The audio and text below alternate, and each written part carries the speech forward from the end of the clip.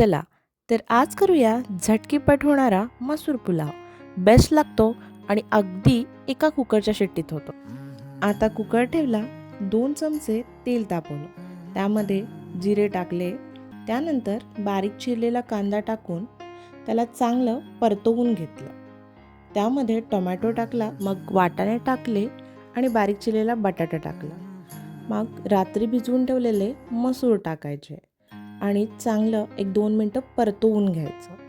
हे परतून घेतल्यानंतर याच्यामध्ये भिजवून ठेवलेला तांदूळ टाकायचा.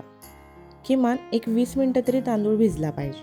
मग त्यामध्ये शाही बिर्याणी मसाला, हळद आणि मीठ घालून 1-2 मिनटं चांगलं परतवून घ्यायचं. मग त्यामध्ये गरम पाणी घालायचं. गरम पाणी घालून एक चांगली उकळी येऊ द्यायची. उकळी आल्यानंतर कोथिंबीर टाकायची आणि झाकण लावून घ्यायचं आणि एक शिट्टी करून झाल्यानंतर आपला हा मसूर पुलाव तयार आहे.